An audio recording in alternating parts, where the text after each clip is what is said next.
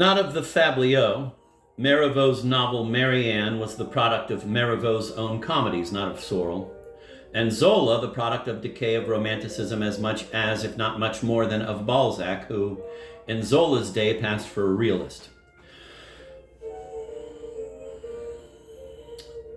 Marivaux's novel Marianne was published from 1731 to 1741. To return to the 13th century, perhaps we have not hitherto sufficiently understood how the sensuous and often pornographic style of the fabliau betrays an absence of realism identical, when all is said and done, with that of the idealizing courtly epics. I believe that galliwasserie, the ribaldry and salaciousness of the fabliau, expresses an attitude which is simply the inversion of Petrarch's. A passage from Huizinga should make this clear.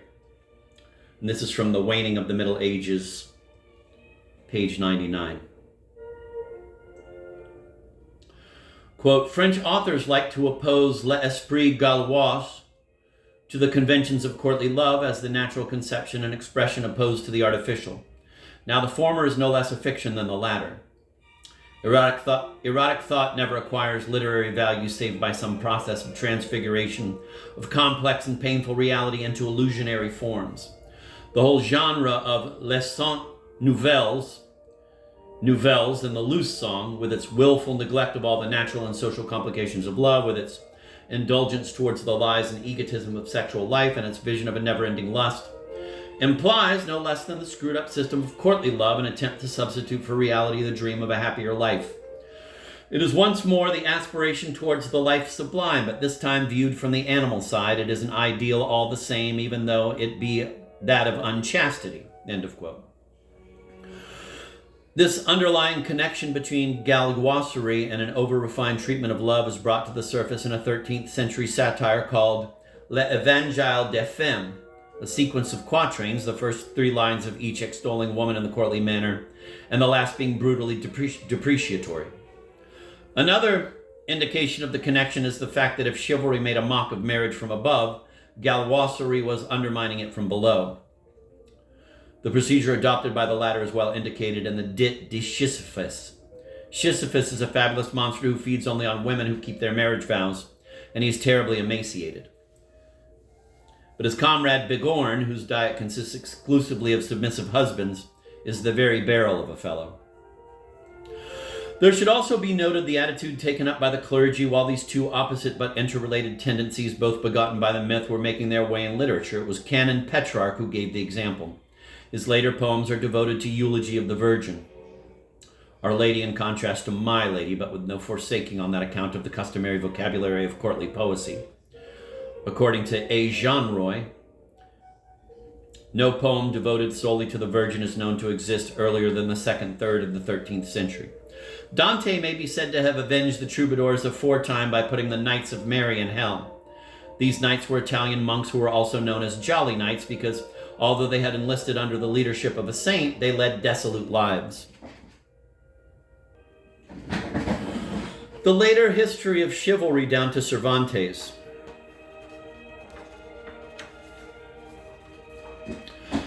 The influence exercised by Arthurian romance throughout the 13th, 14th, and 15th centuries is attested by hundreds of texts. It was an influence that spread over the same area as that of the troubadours, that is to say, over the whole of Europe. The German Minnesänger were nurtured on Catharist legends, and for that matter, all they did was to adapt the tales of Christian de Troyes from the French. The romance of Tristan was translated into every language of the West. Malory's prose version in the Morte d'Arthur dates from the end of the 15th century. Dante looked on the epic and romantic cycle of northern France as a model for all narrative prose, and Brunetto Latini included in his Rhetoric a portrait of the ideal woman which had been extracted from Tristan. Countless imitations were produced as far afield as Norway, Russia, Hungary, and the Hispanic lands. And the most instructive examples of these in the 15th and 16th centuries are the tales of Amadis, in Portuguese and Spanish, and finally in French. It is remarkable, but doubtless not surprising, that the authors of some of these imitations were brought to rediscover the original meaning of the mystical legends, although owing either to caution or to lack of penetration, they only made use of a thoroughly Catholic mythology. something, as we have seen, that could hardly be in harmony with the original intention. In 1554, there was published in Spain a book by Hieronymo de Sempier entitled flamboyantly Libro de Cavalleria Celestial del Pie de la Rosa Fragrante.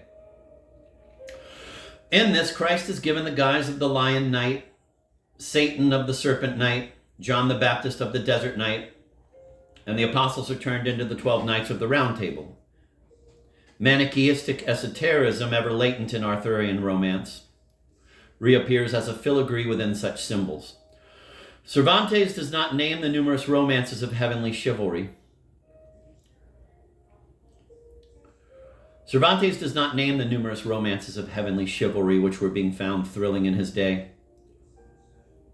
I have already mentioned the influence of this literature on St. Teresa and on the Spanish mystics in general. In Don Quixote, he is concerned merely to discredit romances of secular adventure. This neglect on his part remains puzzling. It tells in favor of the theory that he was aware of the true meaning of courtly literature and mocked his contemporaries with a sense of desperation for clinging to an illusion of which they had lost the key. On this theory, the character Don Quixote was ridiculous only because he wished to undergo an ascesis for which he had not received initiation, and to follow a way of life for which the times were altogether out of joint. The Roman Church had triumphed. The best thing was to be on the winning side, together with the decent and realistic Sancho Panza. 7. Romeo and Juliet, and then Milton. Yet Rome had not triumphed everywhere. In one island her power was still disputed, the island home of the last of the bards. In Cornwall and in Scotland the traditions of the bards were still alive when James Macpherson published in 1765 his so-called Works of Ossian. Although Morven and Selma, it has been established, are names Macpherson himself invented, Ossianic ballads really did exist in Scotland in the 18th century. And that was a note by the translator. In Ireland, they survive to this day. I must forego touching upon the problem of the extent to which English literature, both popular and learned, is connected with the background of Celtic legend. But it is significant to find at the end of the 17th century a sound scholar such as Robert Kirk, the theologian and humanist, writing a treatise on sprites which bears no trace of either skepticism or irony.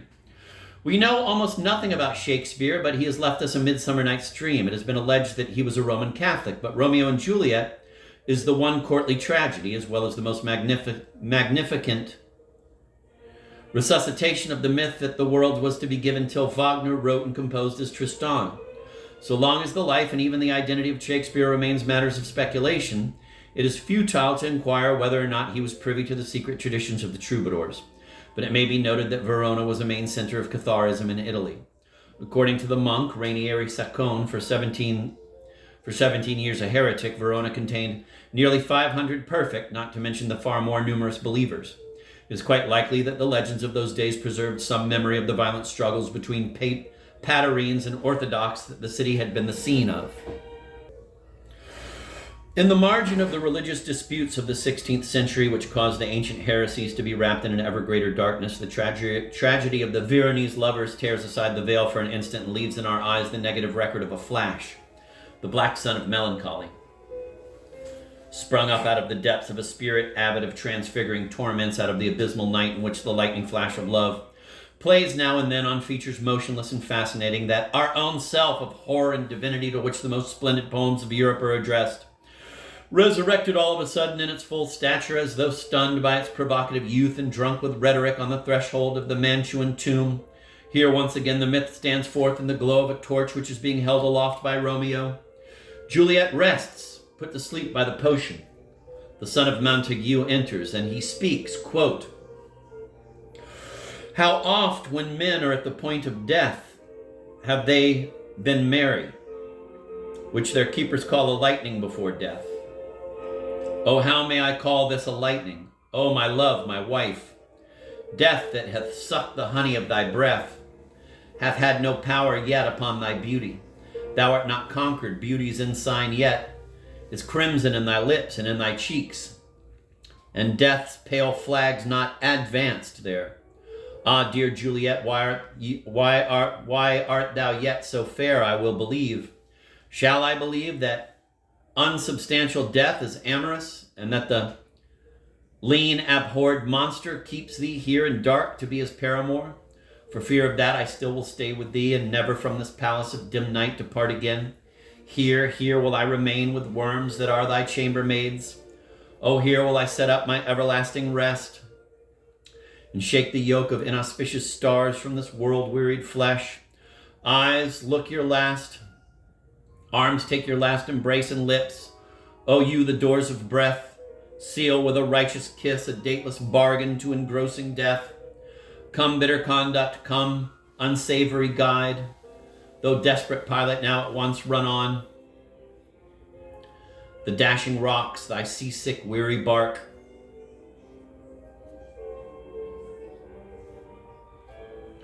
Here's to my love, parentheses, drinks, into parentheses. O true apothecary, thy drugs are quick. Thus with a kiss I die, end of quote. Death's consolamentum has sealed the one kind of marriage that Eros was ever able to wish for. Once more there comes a profane dawn, and once more the world goes on again. Restored to his strict reign, the prince declares, quote, a glooming peace this morning with it brings. Go hence to have more talk of these sad things. End of quote. There is no doubt that Milton, although a Puritan, underwent the influence of Kabbalistic doctrines, and anything less spiritualizing it is impossible to imagine. But does not the revolt of the Puritans against the monarchy and the bishops who had turned worldly remind us of the rebellion of the pure against feudalism and the clergy?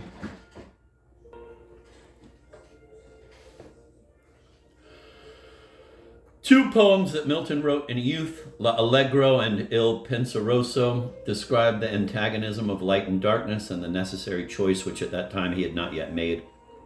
Indeed, he never did choose, or at least chose with such reservations as to leave it impossible to determine more closely than he wished in which direction.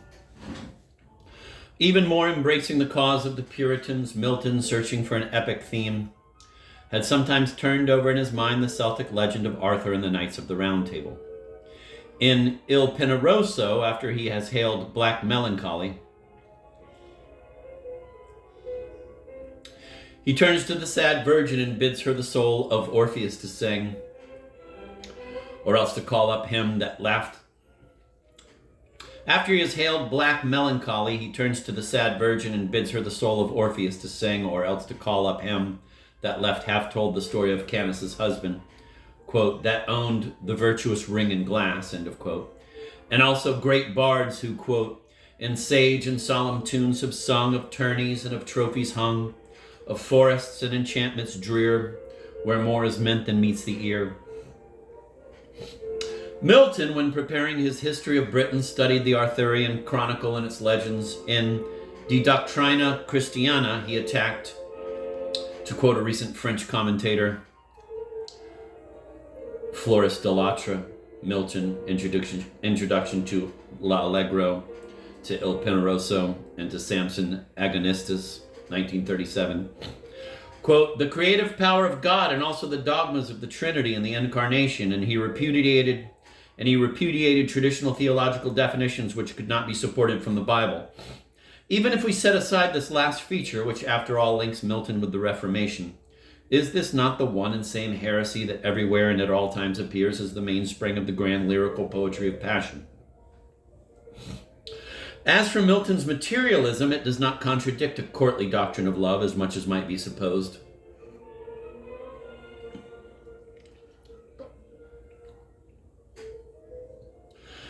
Between a monism assimilating mind to matter or vice versa and a dualism which condemns matter in the name of mind, there is a gap which the history of Gnostic and Manichaean sects shows to be not unabridgeable, especially on the ethical plane. Idealism and materialism have important presuppositions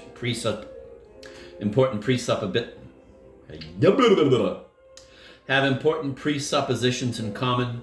Extreme licentiousness sometimes goes hand in hand with an extreme and fanatical chastity. And Milton's negation of death leads him into inferences similar to those expressed by the Cathars. Like them, Milton thinks that a good will issues from intellectual principles, and that a good will can purge us of evil desires, of sensual leanings, the major sin. And Flood, his master in occultism, taught that light is the divine substance.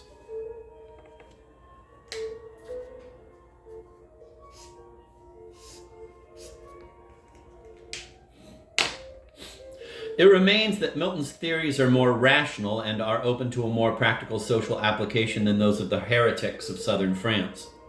He looks on marriage, for example, as a remedy for incontinence. Hence, these theories did not foster such excessive confusions of the carnal with the spiritual as had previously not failed to occur among neo-Manichaean sects.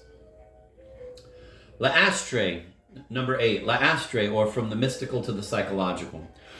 The history of what happened to the myth and the romance in the 17th century can, alas, be summed up in a sentence. Its mystical element was degraded into pure psychology.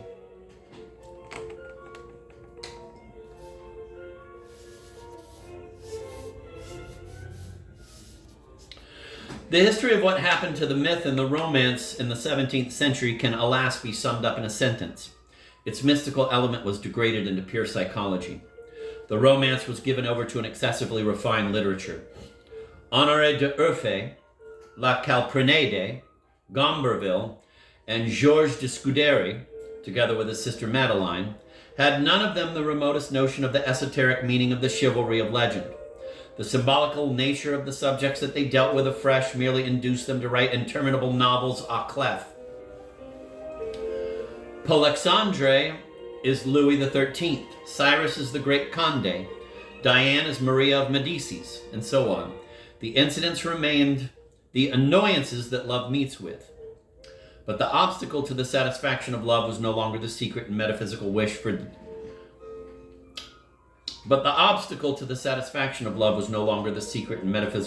death of Tristan. It became that fad of the ruling class. Point of honor. It is the heroine who is the more cunning in the invention of excuses for parting. She delights too in terrifying her chivalrous suitor. And in Gomberville's novel, Polexandre roams like one possessed over the 5 continents to make amends for whatever may have been the cause of a single angry glance from his mistress. In the end, he is still uncertain whether this queen of the unattainable island is not going to have him beheaded, but as a rule, the tales finish up with a wedding. Foreseen on the first page, the wedding is delayed till the 10,000th, when the author is a star performer in his line.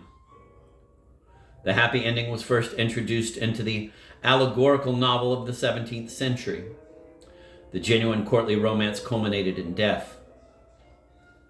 It dissolved into an elevation outside the world.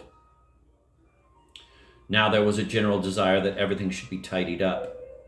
Society had been in the right, and hence the endings of novels became a return to something essentially alien to romance: happiness.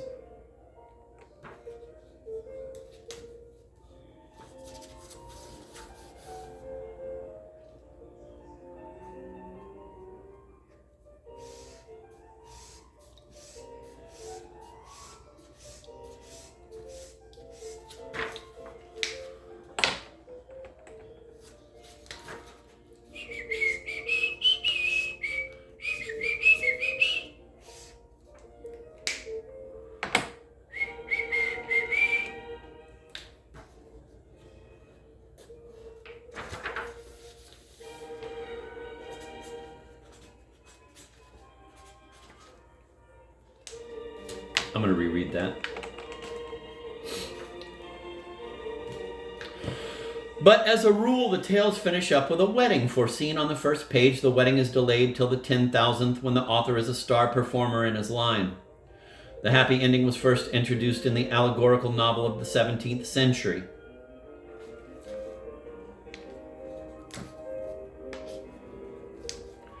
The genuine courtly romance culminated in death.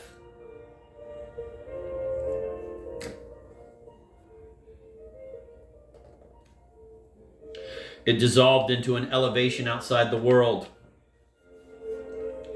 Now there was a general desire that everything should be tidied up. Society had to be in the right, and hence the endings of novels became a return to something essentially alien to romance: happiness. In L'Astre, the great tragic themes of the myth reappear as no more than melancholy echoes. No doubt there are the 12 laws of love, ingeniously contrived partings, a eulogy of chastity, and even challenges to a death of release. But the stark and elemental interactions of Tristan have dwindled into mere coquetting, and the struggle between night and day has become but the play of twilight. No longer does the drawn sword lie between the two lovers. Instead, Celadon places there a gilt globe, tied with his shepherdess's favor. And here is something that sums up all the rest. In the fifth and final volume, the despairing Celadon summons death, and Astraea, on her side, also feels that there is only one way out. Together they go to the Fountain of Truth, which is guarded by lions and unicorns, and ask for an end to be put to their ills. According to the oracle, the spell put upon the fountain will only be broken at the death of the most constant lover and of the most constant mistress. Incidentally, this recalls the way the lovers in Tristan seek forgiveness on the score that the effects of the love potion have been beyond their control. Celadon takes his courage in both hands and advances. But thereupon, mirabile dictu,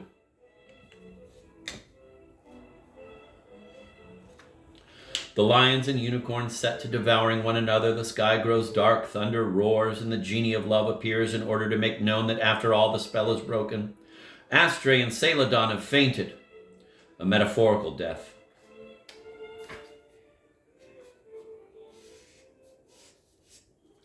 And are carried to the dwelling of the druid Adamas, where they revive, and presently they get married.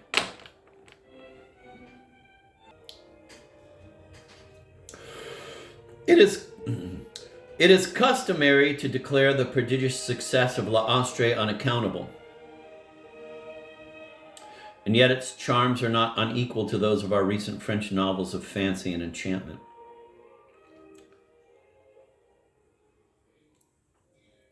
And the psychology of French writers has not ceased to delight in allegorical elegance. Witness Jean Giraudoux. La Fontaine doted on L'Astrée and declared it exquisite. Its scene is laid on the banks of the little river Lignon, north of Saint Etienne, and Rousseau went there specially from Lyons in order to seek out the shade of Diane and Sylvandre. It is true that the two characters were entirely unknown to the landlady at his inn. She told him that the neighborhood possessed excellent blacksmiths and that its wrought iron work was deservedly reputed. The good woman, he notes with disappointment, must have taken me for a locksmith's apprentice. Actually, I feel quite capable of undertaking the eulogy of L'Astrée. From the standpoint of literary art, it is an achievement of capital importance. Never have the resources of a more highly accomplished rhetoric been harmonized to such a degree. One cannot imagine a novel being better written or more severely regulated in its progress by the laws of an unerring aesthetic. Let me start from the top there. Actually, I feel quite capable of undertaking the eulogy of L'Astrée. From the standpoint of literary art, it is an achievement of capital importance. Never have the resources of a more highly accomplished rhetoric been harmonized to such a degree. One cannot imagine a novel being better written or more severely regulated in its progress by the laws of an unerring aesthetic. The use of constant characters, shepherd, shepherdess, fickle youth, coquette, bold lover, and so on, guarantees exactitude, and I may even say veracity.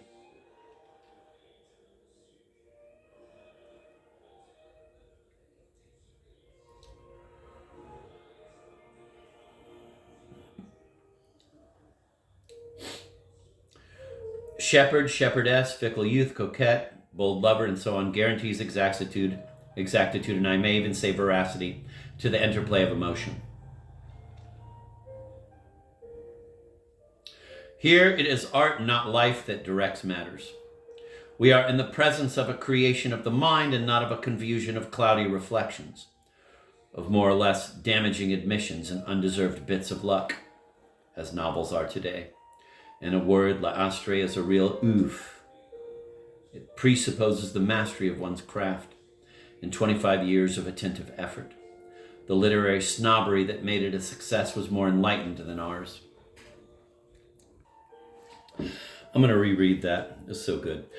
Actually, I feel quite capable of undertaking the eulogy of L'Astrée. From the standpoint of literary art, it is an achievement of capital importance.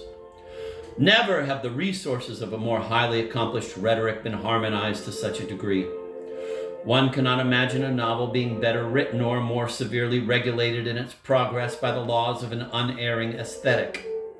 The use of constant characters, shepherd, shepherdess, fickle youth, coquette, bold lover, and so on, guarantees exactitude and, I may even say, veracity to the interplay of emotion. Here it is art, not life, that directs matters.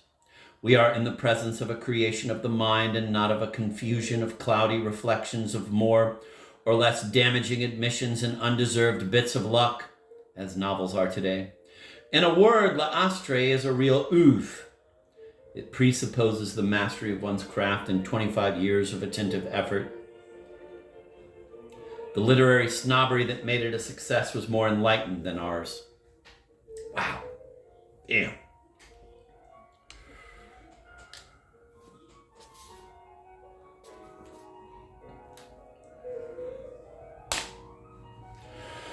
But also the fact that the book has such finish allows us to put a plain question. What is the actual success of literary effort worth?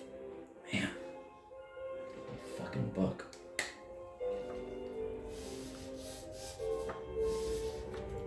But also the fact that the book has such finish allows us to put a plain question. What is the actual success of literary effort worth?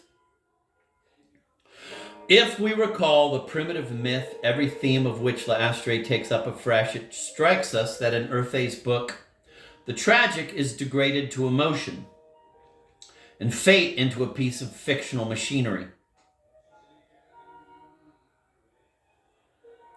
All is turned into moralizing and aiming to please. Are we to suppose that the most admirable literature, by reason of its very impeccability, is simply a byproduct of the mystic systems that bring forms and myths into existence? Are we to suppose that the most admirable literature, by reason of its very impeccability, is simply a byproduct of the mystic systems that bring forms and myths into existence? Jesus Christ. That's fantastic. What a book. Que libro. And that in order to flower and to be fulfilled in a work of art, literature would seem to require the provisional drying up of the deep springs that have watered it.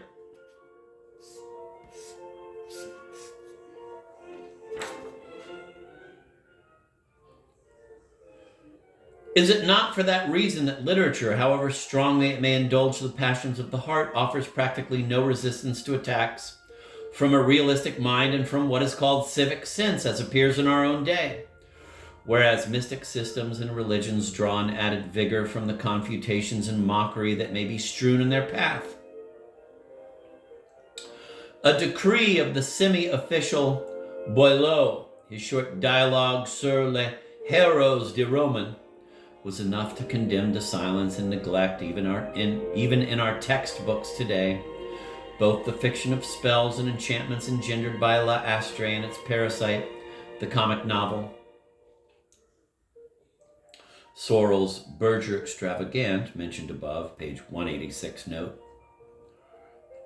repeats in the key of burlesque, alias realism, all the artificial situations of L'Astre, likewise Scarron's Roman Comique, 1662, etc. Only one more flame, a flame tenuous and pure, was going to be lit. Madame de Lafayette's La Princesse de Clèves. In this novel of unhappy love, death is given the mild form of a voluntary parting. And in place of chivalry, we have virtue, a virtue which sides in the end with the world.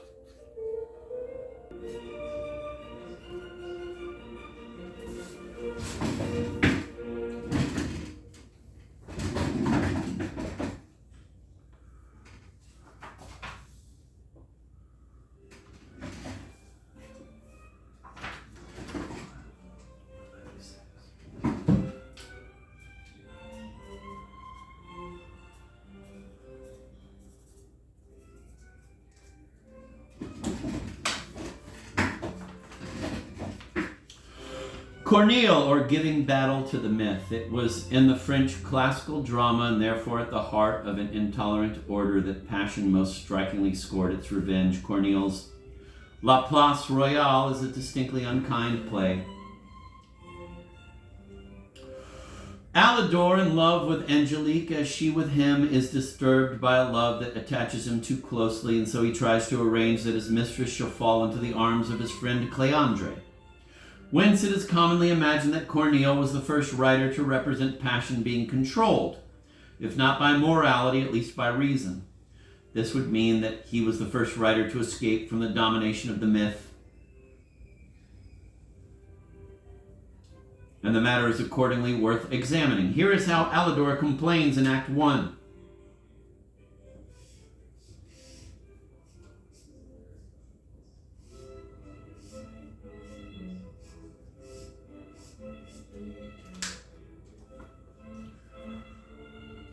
Quote, "'Tis surfeit of her love oppresses me like doom.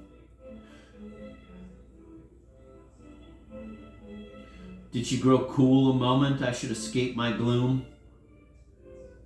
Some touch of jealousy, one look of irritation, at once I could subdue my mad infatuation.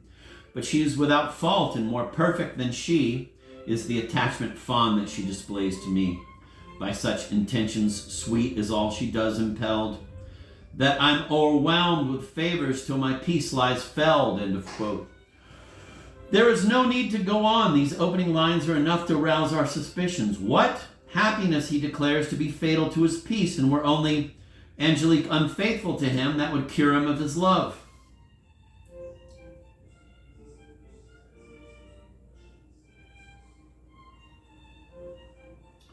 This Alidor must be a queer monster, let us say, rather, that what he's trying his best to conceal is all too obvious. He too is a lover who yearns to burn, but his yearning he can only admit by asserting its opposite. For he appears on the stage of history at a period when a yearning for misfortune has become difficult to avow. Quote, "I blush to suffer grievous ills that I lament," end of quote, he declares presently. Thus, shame is what inspires his deceit. Actually, he suffers from the absence of any obstacle between the too fond Angelique and himself. The game he wants to play is short of a King Mark. He is in the situation of Tristan and Isolde at the end of their 3 years in the forest, when Tristan was able to renew the obstacle by restoring the queen to her husband.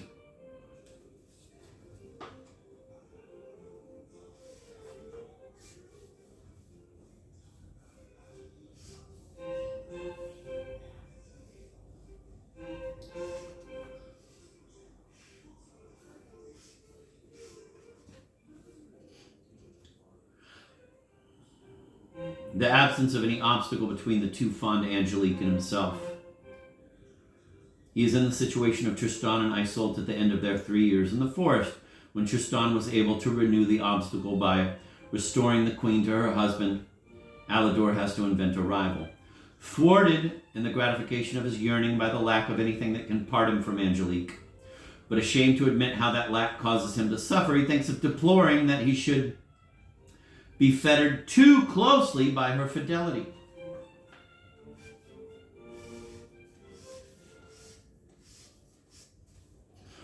When actually he despairs of being fettered closely enough. In proclaiming a need to be free, he expresses a deep-seated wish to be in such a position as no longer to want any freedom whatever.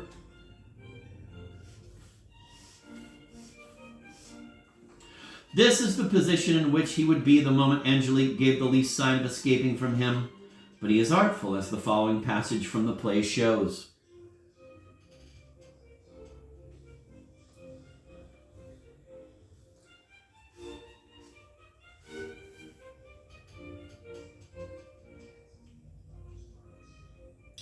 Cléandre, was ever lover glowing with an ardor such as to complain that he was being loved too much?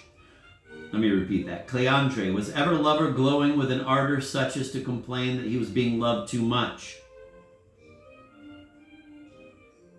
Alidor, What, can you then suppose I am so commonplace that vulgar feelings I'd contentedly embrace? His manner is haughty, let us be on our guard. It is a sign that he is about to indulge in more deceit. He continues, quote, "'Tis mad to be the slave of what has us in thrall, and mad to feed with love what's not at beck and call. I hate its forcing me, hence firmly I'm intending to keep my expectations on my will depending. Free of ardor's bondage, 'tis my ambition bold, that as I please I'll warm, and as I please grow cold."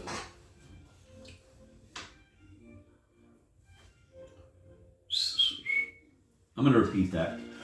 "'Tis mad to be the slave of what has us in thrall, and mad to feed with love what's not at beck and call. I hate its forcing me, hence firmly I'm intending to keep my expectations on my will depending. Free of ardor's bondage, 'tis my ambition bold, that as I please I'll warm, and as I please grow cold."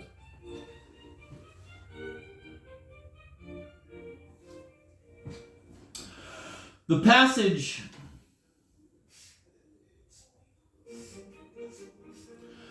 passage may erroneously be regarded as typical of Corneille. Willpower triumphs over passion. But even if we were unaware of the existence of the myth, the remainder of the comedy would show us that Alidor's real desire is exactly the opposite of what he thus haughtily contends that it is. Quote, "'Tis mad to be the slave of what has us in thrall," end of quote, really means, quote, "It is only worthwhile becoming the slave of what holds us completely in thrall, what, in eluding us, causes our ardor to glow ever more intensely. For that is what would truly please us," end of quote. The last 6 words, quote, "and as I please grow cold," are simply a piece of rhetorical artifice intended to persuade the reader, or Cléandre, or Corneille himself, that freedom is desired, whereas what is wished for is obviously ardor, and no subservient ardor either.